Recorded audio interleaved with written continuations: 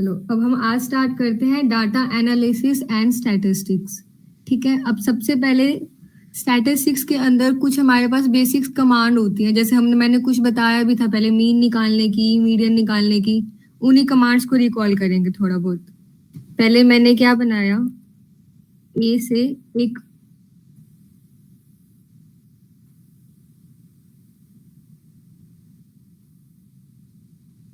Array बना लिया यहाँ से।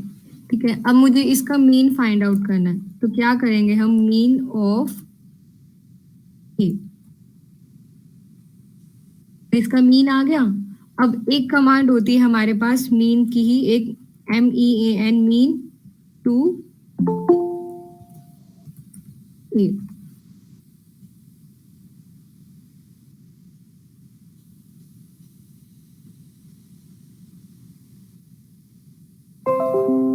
ठीक है, अब ये कमांड क्या करती है, ये एक मैट्रिक्स का मीन निकाल देती है। अब ये मेरी एक मैट्रिक्स की फॉर्म में ही थी, 1x5 की मैट्रिक्स, तो इसने इसका मीन निकाल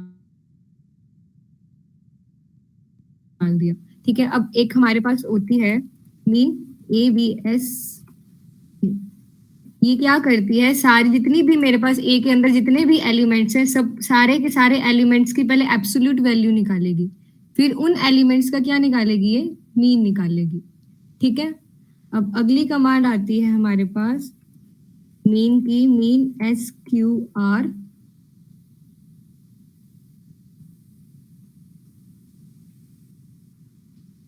ये क्या करेगी, ए में जो जो एलिमेंट्स हैं सबका स्क्वायर करेगी, फिर जो एलिमेंट स्क्वायर करने के बाद जो जो एलिमेंट्स हमारे पास आएंगे ना, ये उनका मीन निकालेगी।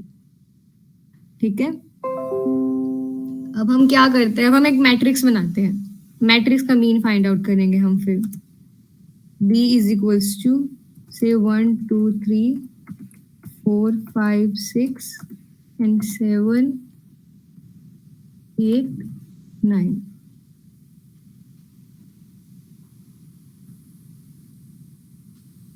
मैंने बी मैट्रिक्स बना ली। ठीक है, अब मुझे इसका मीन निकालना है, तो क्या करा मैंने, mean of the matrix B. ठीक है, अब जो ये मीन आया है ना, ये कॉलम वाइज आया है, जैसे 7 + 4 11, 11 + 1 सेकेंड,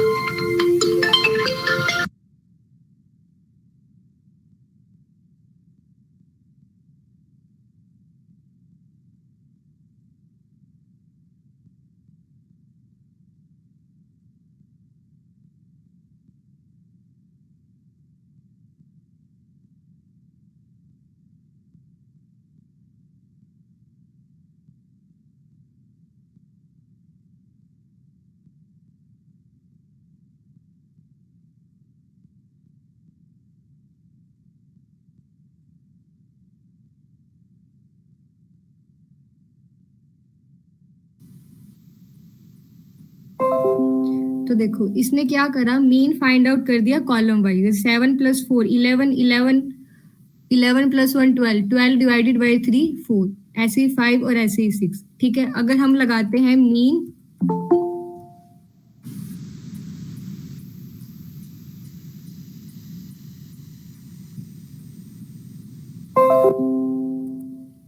B, 1, तो ये क्या करेगा, ये भी कॉलम वाइज ही आपका मीन निकाल देगा। अब मुझे इस मैट्रिक्स का रो वाइज मीन निकालना है। ठीक है, रो वाइज मीन निकालने का क्या करेंगे हम, मीन B, 2। तो ये आपके पास जो ये नंबर्स आए हैं, ये रो वाइज मीन आ गए। देखो 3 + 2 5 + 1 6, 6/3 आंसर 2। ये हमारा किस वाइज मीन आ गया, रो वाइज। ठीक है, अब हम बात करते हैं मोड। मोड क्या होता है, पता है सबको। ठीक है, अब मोड की बात करेंगे हम, मोड निकालेंगे हम ए का। मोड क्या करता है, तो सबसे ज्यादा बार अक्कर कर रहा है उसको आंसर दे देते हैं ना, मोस्ट फ्रीक्वेंटली अक्कर दे देता है ये। अब देखो यहाँ पे क्या आया, सारे इक्वली इक्वली है, मतलब 1 भी 1 बार है, -1 भी 1 बार है, 4 भी 1 बार है, 0 भी 1 बार है, 3 भी 1 बार है। तो इसने आंसर क्या दे दिया मेरे को, -1। -1 क्यों दिया इसने, इसने -1, अगर कभी भी हमारे पास जितने भी नंबर्स हैं सारे इक्वली अक्कर हो रहे हैं ना, तो ये हमको जो सबसे स्मॉलेस्ट वैल्यू है ना, ये वो दे देगा। ठीक है, अब मुझे किसी और तरीके से चेक करना है, जैसे मैंने सी बना दिया 1 2 2 2 3, इसका मोड निकालना है।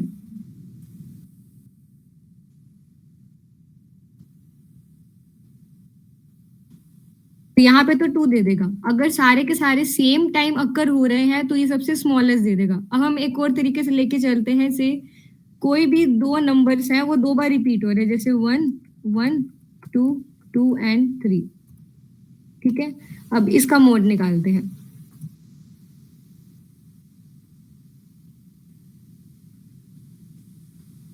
देखो यहाँ पे 1 भी दो बार आ रहा है, 2 भी दो बार आ रहा है, तो ये क्या आंसर दिया, सबसे स्मॉलेस्ट वाला आंसर देगा। कब जब भी वैल्यूज इक्वली अक्कर होती है सबसे स्मॉलेस्ट आंसर ही देता है ये हमारा मोड। ठीक है, अब हम बी मैट्रिक्स का मोड निकालते हैं। बी मेरी मैट्रिक्स है ये। ठीक है, अब इसका मोड निकालेंगे, तो मोड ऑफ बी, सेम इसने क्या करा, कॉलम वाइज मोड दे दिया। अब कॉलम वाइज इसमें सबसे छोटा नंबर 1 है तो इसने आउटपुट 1 दिया, इसमें कॉलम में सबसे छोटा नंबर 2 है तो इसने 2 दिया, और इसमें 3 दिया।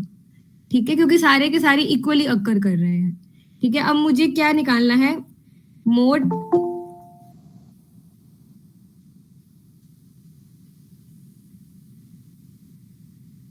प्रीति,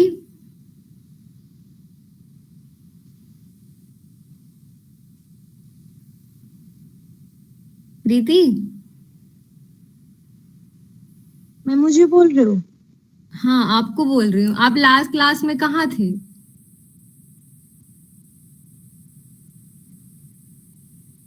आपने सिर्फ ज्वाइन कर रखा था, आप सुन नहीं रहे थे।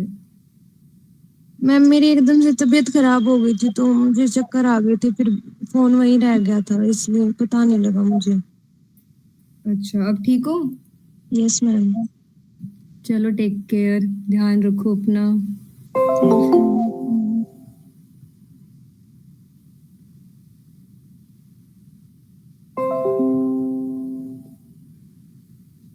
ठीक है, अब मोड निकालना है मुझे बी मैट्रिक्स का। अगर 1 करेंगे तो वही काम करेगा, कॉलम वाइज निकाल के दे देगा, सेम 1 2 3। अगर मुझे रो का निकालना है तो क्या करना पड़ेगा, वही कोमा में 2 लेना पड़ेगा। तो ये क्या दे देगा मुझे, रो वाइज मीन दे देगा। जैसे इसका रो का मीन आ जाए, सॉरी मोड आ जाएगा 1, इस रो का मोड आ जाएगा 4, इस रो का मोड आ जाएगा हमारा 7। ठीक है, क्लियर है? अगर वैसे भी निकालना है तो कोई और मैट्रिक्स बना लो, जैसे 1 1 2 3 4 4 5 5 7।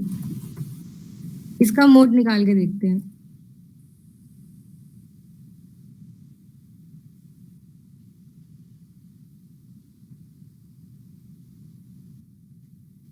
तो इसने कॉलम वाइज तो सबसे छोटा नंबर दे दिया, अब रो वाइज निकाल के देखते हैं तो क्या आता है, मोड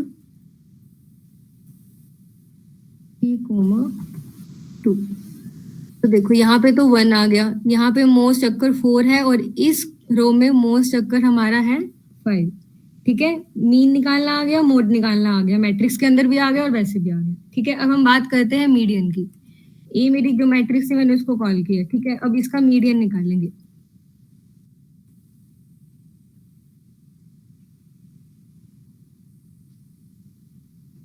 मीडियन आ गया 1।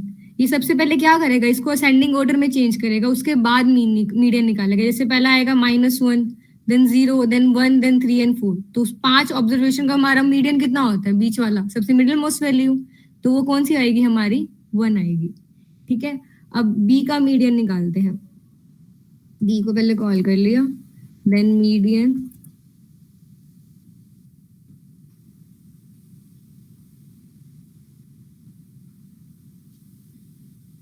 ठीक है, अब मीडियन क्या करा इसने, कॉलम वाइज हमारी दे दिया answer, middle most value. Row wise देखना है तो सेम जो हम कर रहे हैं वही काम करेंगे। ब्रैकेट में क्या लगा देंगे, कोमा 2।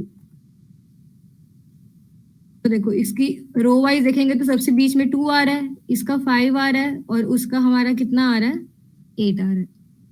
ठीक है, अब हम बात करते हैं हमारी स्टैंडर्ड डेविएशन की। स्टैंडर्ड डेविएशन के लिए कमांड होती है हमारी एसटीडी, ठीक है। तो एसटीडी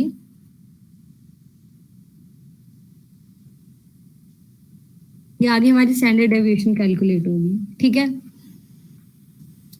मैट्रिक्स की भी निकाल के देख लेते हैं।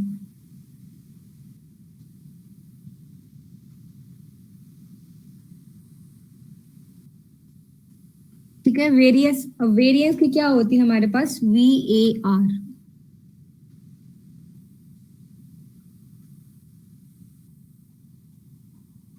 ठीक है।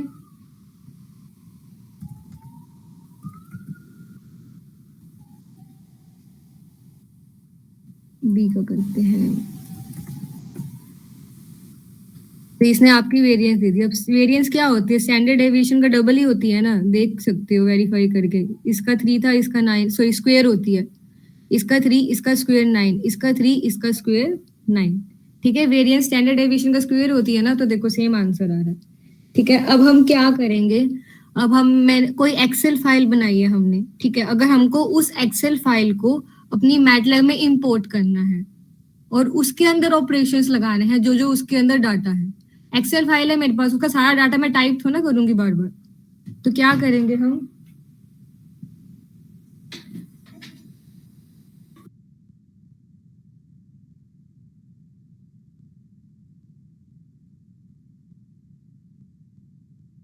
ठीक है। तो जैसे हमारे पास एक्सेल फाइल है, मुझे एक्सेल फाइल का जो जो डाटा है उसको इंपोर्ट करना है मैटलैब के अंदर, तो क्या करते हैं हम, तो हमारे पास कुछ कमांड्स होते हैं, या फिर सबसे पहले हम क्या करते हैं, उस फाइल को अपलोड करते हैं जिस करंट फोल्डर के अंदर, ये जो मैटलैब का फोल्डर है ना, इसमें अपलोड करेंगे, ठीक है। अब मैंने क्या करा, यहाँ से पहले गया अपलोड पे, ठीक है। अब मैंने एक MMCS के नाम से एक एक्सेल फाइल बना रखी है, ठीक है। इसको ओपन किया और यहाँ से आपकी अपलोडिंग होगी फिनिश, ठीक है। अब यहाँ पे आप देखोगे कि आपका MMCS के नाम से एक ये बन गया, फाइल जनरेट होगी, ठीक है। अब हम क्या करेंगे, इसको करेंगे हम ओपन, ठीक है। अब देखो यहाँ पे ऊपर ये एक्सेल शीट आपकी यहाँ पे आ गई मैटलैब के अंदर,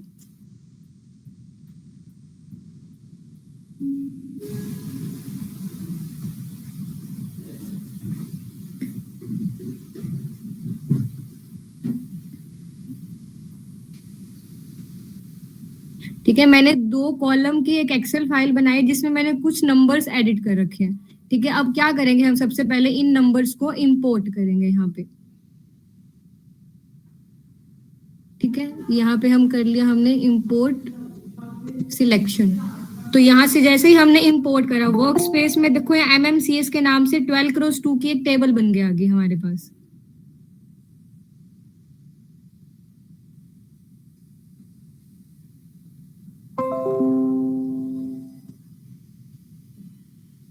ठीक है। एक 12x2 की हमारे पास क्या बन के आ गई अब ये टेबल, ठीक है। अब इस टेबल पे देखो, हमने ये टेबल ओपन कर ली, ठीक है। अब हम इस टेबल के अंदर क्या क्या कर सकते हैं, जैसे इसको हम सोर्ट भी कर सकते हैं लार्जेस्ट टू स्मॉलेस्ट नंबर के अंदर। यहाँ से देखो ये कॉलम हमारा जो है ये लार्जेस्ट टू स्मॉलेस्ट में सोर्ट हो गया। इसको करना हो तो इसको भी हम कर सकते हैं largest to smallest, smallest to largest, किसी भी वे में कर सकते हैं, ठीक है। जैसे इसको चेंज करा, इसकी वैल्यू सारी की सारी चेंज हो रही है, ठीक है। अब हम क्या करेंगे, मेरे पास ये डाटा है, ठीक है। अब इस डाटा का मुझे निकालना है मीन मीडियन, किस किस तरीके से हम इस डाटा का मीन मीडियन निकाल सकते हैं, ठीक है। अब मैंने क्या करा, कमांड विंडो को थोड़ा बड़ा कर रही हूँ, एक सेकेंड,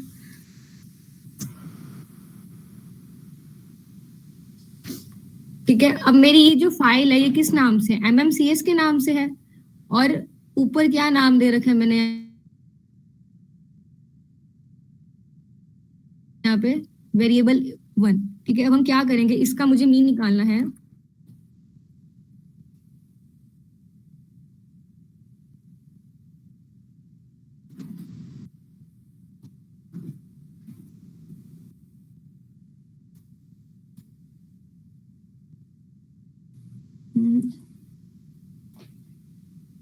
और एक सेकेंड,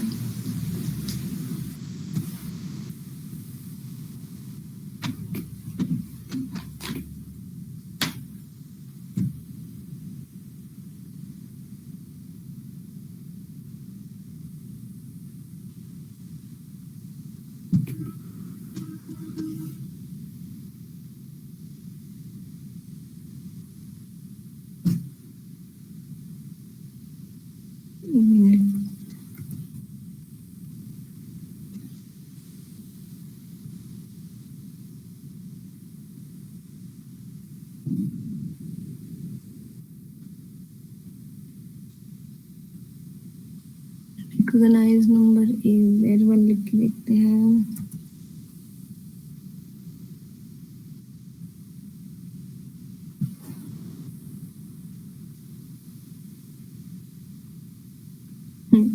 ये देखो ये आएगा आंसर मीन। देखो क्या था हमारा जो पहली कॉलम था ना, वो किस नाम से बना रखा है, VAR1 के नाम से। तो क्या किया मैंने यहाँ पे नीचे देखो मीन का लगाया, ब्रैकेट में MMCS के नाम से फाइल सेव थी, डॉट var1। तो यहाँ से देखो इस कॉलम का हमारा क्या आ गया, मीन आ गया। अगर मुझे इसका मोड निकालना है तो क्या करेंगे, मोड MMCS डॉट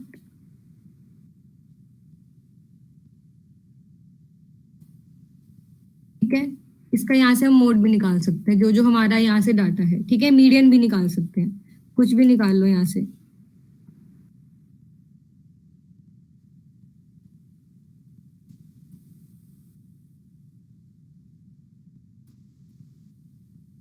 ठीक है, क्लियर है। अब एक और तरीका भी है हमारे पास, अपनी जो ये एक्सेल की फाइल है ना, इसको इंपोर्ट करने का। वो होता है हमारे पास UIIMPORT। ठीक है, अब यहाँ से देखो ये वाला खुल गया आपके पास बॉक्स। अब यहाँ से हमने MMCS की या फिर ABC किसी भी नाम से मैंने फाइल है, यहाँ से इसको ओपन करा। MMCS के नाम से एक ऑलरेडी है, दूसरे नाम दूसरी वाली फाइल ओपन करके देखते हैं।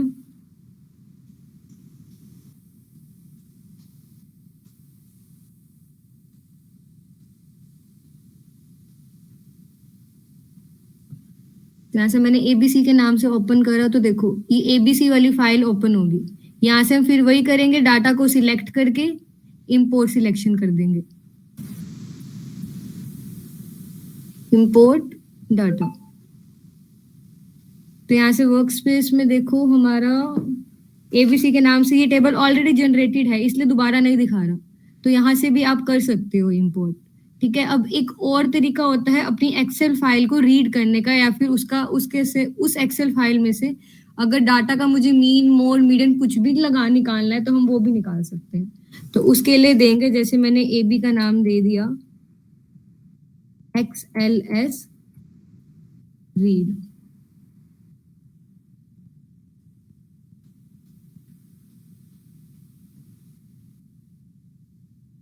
और किस नाम से फाइल थी मेरी, MMCS के नाम से फाइल थी। तो मैंने देखो यहाँ से इसका सारा डाटा उठा लिया। ठीक है, अब देखो ये आ गया मेरा फर्स्ट कॉलम का डाटा, ये आ गया सेकंड कॉलम का डाटा। अब यहाँ से मुझे कोई भी नंबर को देखना है कि इस नंबर पे कौन सा नंबर है। जैसे देखना है कि सेकंड रो में और थर्ड कॉलम तो है नहीं, 2 कॉलम है, और सेकंड कॉलम में क्या नंबर है। तो देखो सेकंड रो और सेकंड कॉलम,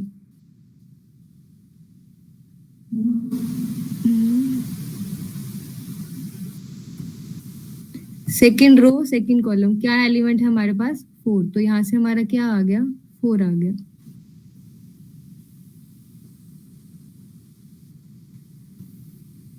ठीक है, अब यहाँ से अब हम क्या भी कर सकते हैं, इसका मीन निकालना है मुझे, मीन ऑफ AB के नाम से मैंने बनाया है अभी। तो मीन ऑफ AB निकाला तो देखो क्या आ गया, ये कॉलम वाइज जो जो मेरी AB के अंदर थे ना, वो कॉलम वाइज मीन आ गया हमारा। ये फर्स्ट कॉलम का, ये सेकंड कॉलम का। ठीक है, अब अगर मीन मुझे किस में निकालना है, रो वाइज निकालना है, तो क्या करेंगे, मीन ऑफ AB कोमा 2।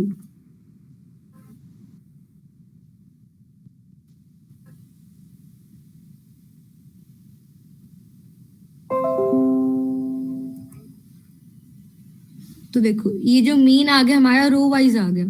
पहले 2 नंबर का मीन ये, सेकंड रो का मीन ये, थर्ड रो का मीन ये, फोर्थ रो का मीन ये। तो ऐसे हमारा क्या क्या बनता गया, रो वाइज मीन आता गया। ठीक है, इस तरीके से भी आप हर किसी चीज का मीन मीडियन कुछ भी निकाल सकते हो।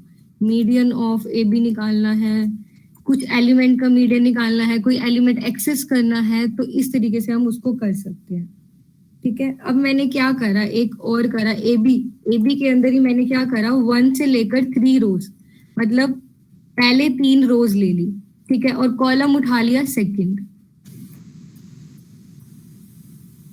तो देखो ये आगे 3 4 1। अब देखते हैं एबी थी क्या मेरी। तो फर्स्ट सेकंड थर्ड 3 4 1 आगे 1 2 3 रोज में, और सेकंड कॉलम 3 4 और 1। देखो यही आंसर आया हमारा। और हमने क्या कमांड लगाई है, 1 से लेकर 3 तक रो चाहिए, और कॉलम कौन सा चाहिए मुझे, सेकंड। अब ए बी में 1 2 3 रोज आ गई और कॉलम आ गया सेकंड। ठीक है, अब जो मेरा आंसर आया, मुझे इस आंसर का मीन निकालना है। तो हम क्या करेंगे, मतलब मीन ऑफ एएनएस। जो 3 नंबर थे ना हमारे पास, उन 3 नंबर्स का इसने मीन फाइंड आउट कर दिया। ठीक है, अब मुझे क्या करना है, मुझे चाहिए एक रो, और कॉलम कितने चाहिए, 1 2 2, दोनों कॉलम चाहिए और पहली रो चाहिए। तो देखो 1 और 3, 1 3, ये फर्स्ट रो के दोनों एलिमेंट्स आ गए हमारे पास। इसका मीन निकालना है, इसका मीन भी निकाल सकते हो, मीन मीडियन मोड कुछ भी निकाल सकते हो। मोड निकालना है तो बेशक इसका मोड भी निकाल लो।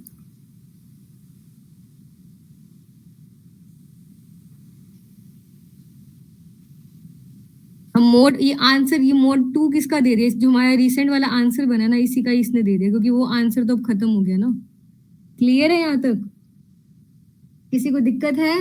एक्सपोर्ट करना आ गया आपको एक्सेल फाइल को मैटलैब के अंदर, और उसके डाटा को आप सॉर्ट भी कर सकते हो, largest to smallest, smallest to largest, उसका मीन मीडियन मोड किसी भी तरीके से निकाल सकते हो।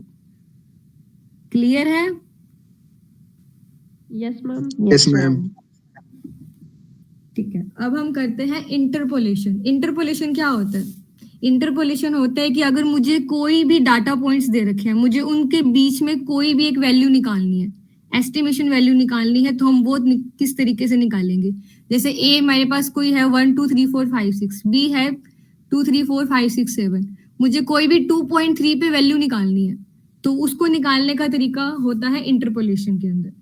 ठीक है, अब हम क्या करते हैं, हमारे पास इसका सिंटेक्स होता है, पहले आता है वाई आई। वाई आई क्या होता है, जो जो हमारी इंटरपोलेटेड वैल्यू होती है।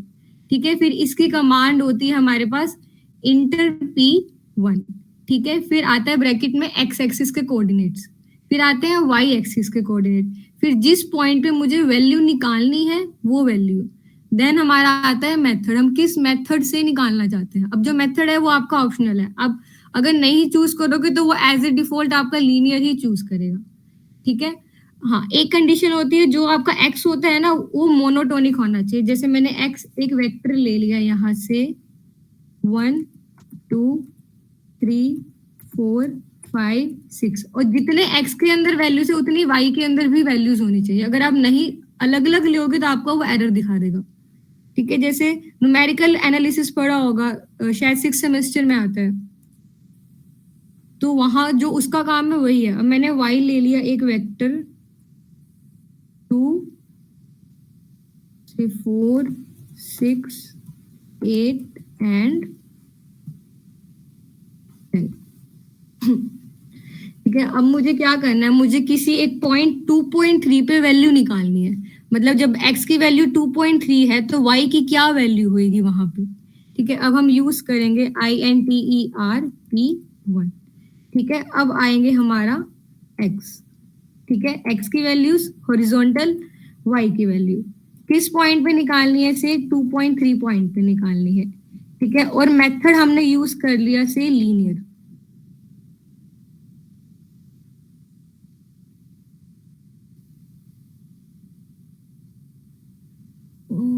x and v must be of same length. देखो एरर दिखा दिया, क्योंकि मैंने x को लिया था 6 का और y को लिया है 5 का, एरर दिखा दिया, नहीं करेगा। तो y को भी मुझे 6 वेक्टर्स ही लेने पड़ेंगे y के अंदर भी। ये था हमारा y। यहाँ मैंने एक और नंबर ले लिया से 12। अब लगाते हैं INTERP1, देन आएगा हमारा x, देन y, देन आएगा आपका किस पॉइंट पे आपको वैल्यू चेक करनी है। जब x की वैल्यू 2.3 है तो y की क्या वैल्यू होती है। देन आएगा आपका मेथड, हमने मेथड चूज किया से लीनियर। अब लीनियर क्या मेथड होता है, ये आपका लीनियर रिलेशनशिप देता है। जैसे कि कोई भी इन दोनों डाटा को x और y को सॉल्व करते हुए हमारे पास कोई भी कर्व है तो x की वैल्यू पुट करो y की लीनियर रिलेशनशिप आ जाए, ये वो होता है। ठीक है, अब एक और होता है हमारे पास नियरेस्ट। नियरेस्ट क्या करता है, से मैंने ले लिया, एक सेकेंड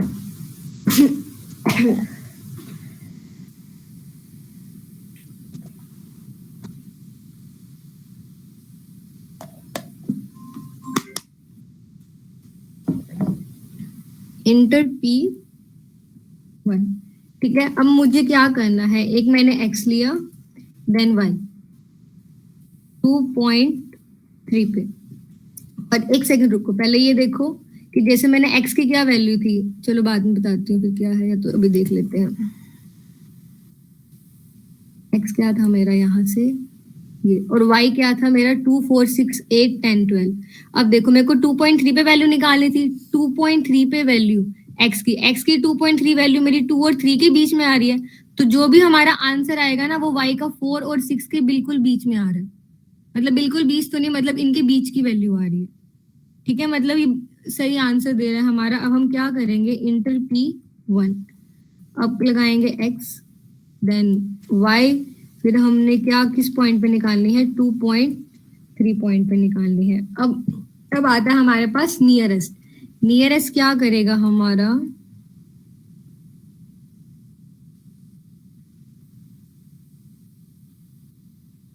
ये आपकी नियरेस्ट वैल्यू दे देता है डाटा पॉइंट की।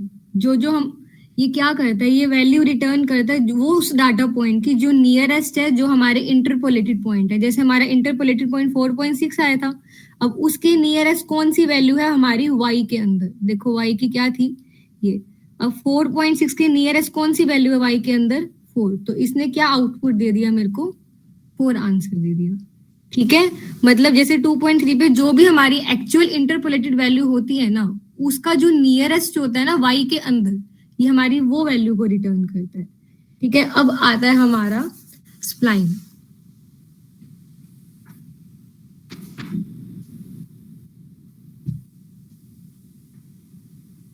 x y और वैल्यू निकालनी है 2.3 पे, मेथड ले लिया मैंने।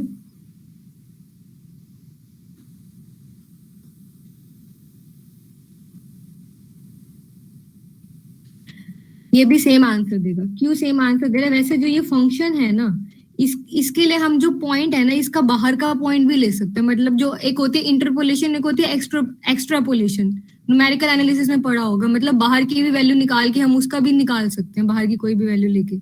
अब यहाँ पे हमारी जो वैल्यू है वो अंदर की ही है, तो इसने इसी फंक्शन ने तो सेम आंसर ही हमारे को दिया। हमारे टॉपिक में जो सिलेबस है उसमें एक्स्ट्रापोलेशन का टॉपिक नहीं है, तो इसको इसलिए हम ध्यान से इतना नहीं करेंगे कि क्या करता है ये बाहर की वैल्यूज के साथ। ठीक है, अब एक आता है हमारे पास नेक्स्ट। नेक्स्ट क्या करेगा, नेक्स्ट जो मेथड है हमारी वो नेक्स्ट वैल्यू को दे देगा।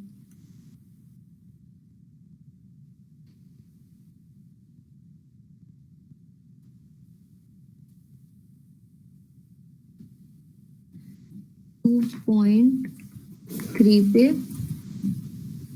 लगा दिया मैंने यहाँ से नेक्स्ट। अब यहाँ से वो नेक्स्ट वैल्यू दे देगा। जैसे y में क्या था मेरा, y यही था, अब 4.6 आंसर आया था। अब इसके नेक्स्ट वैल्यू कौन सी है हमारी, 6, तो इसने आउटपुट क्या दे दिया हमारे को, 6 दे दिया। ठीक है, अब एक आता है हमारा इंटर P1। कोई सुन रहा है या सारे के सारे रख के चले गए हो? Yes ma'am. लगता है एक ही सुन रही है, बाकी कोई नहीं सुन रहा। सुन रहे हैं मैम। हाँ ठीक है, देखो अब 2.3 पे था। अब हम क्या करेंगे, हमने कौन सा करा है, नेक्स्ट करा है ना, अब हम करेंगे प्रीवियस वाला।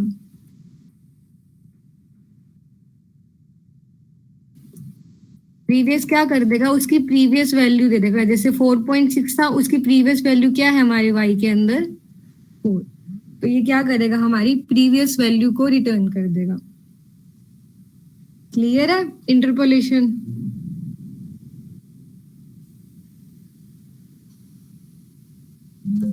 अब हमने जिस दिन कर्व फिटिंग किया था लास्ट क्लास के अंदर, उसमें एक इंटरपोलेशन में भी था कर्व फिटिंग का।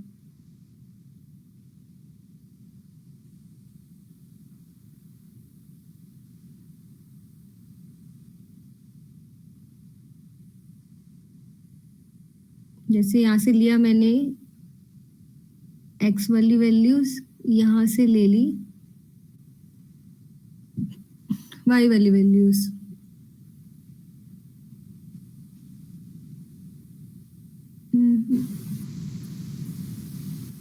पॉलिनोमियल का आ रहा है, एक खाली x का डाटा ले इनटू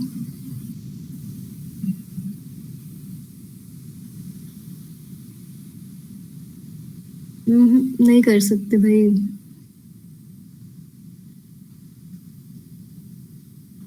छोड़ो, सिलेबस में इतना ही है इंटरपोलेशन के बारे में जितना करा दिया।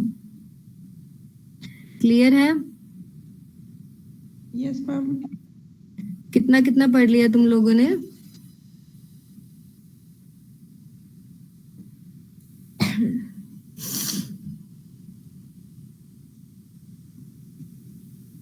कोई बोलेगा कुछ? नेक्स्ट वीक सेशनल देने वाले थे, क्या रहा? कर रहे हो तैयारी?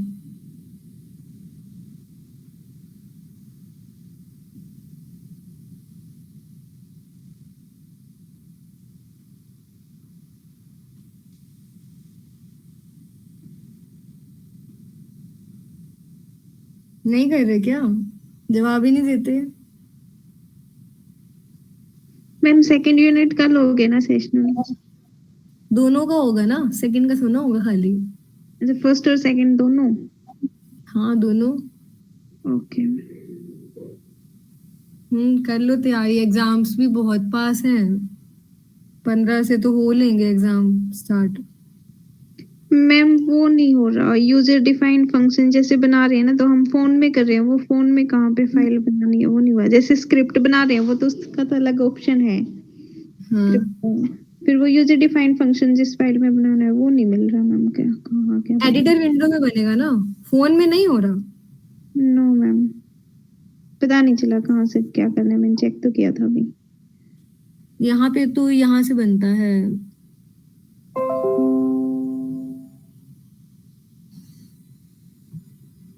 न्यू स्क्रिप्ट यहाँ से बन जाएगा आपका, यहाँ पे करना पड़ेगा। स्क्रिप्ट में ही मैम? स्क्रिप्ट के अंदर। Okay ma'am. करके देखना, ट्राई हो जाएगा। Okay ma'am. अब आपके 2 लेक्चर्स और लगेंगे, तब जाके आपकी तीनों यूनिट फिनिश होंगी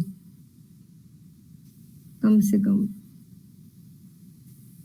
अब एक तो छोटा सा टॉपिक है आपका रूट्स ऑफ ए पॉलिनोमियल, वो तो हम ऑलरेडी कर चुके हैं। जैसे इक्वेशन बनाना सिखाया था, किस तरीके से बनाया था। जैसे x² -4 था तो 1 0 -4 लिया था ना हमने। ये पॉलिनोमियल ही तो बन रही है, इसके रूट्स निकालेंगे तो क्या होएगा, तो रूट्स ऑफ ANS, तो इसकी वैल्यू दे देता है। ये पॉलिनोमियल ही तो बन रही है, यहाँ से इसके रूट्स निकालने का एक छोटा सा टॉपिक है आपकी 3rd यूनिट के अंदर ही। तो ये वही टॉपिक ही है, रूट्स निकालने का। ठीक है, किसी को डाउट है? आज इतना ही करते हैं, कल एक्स्ट्रा कर लेंगे थोड़ा।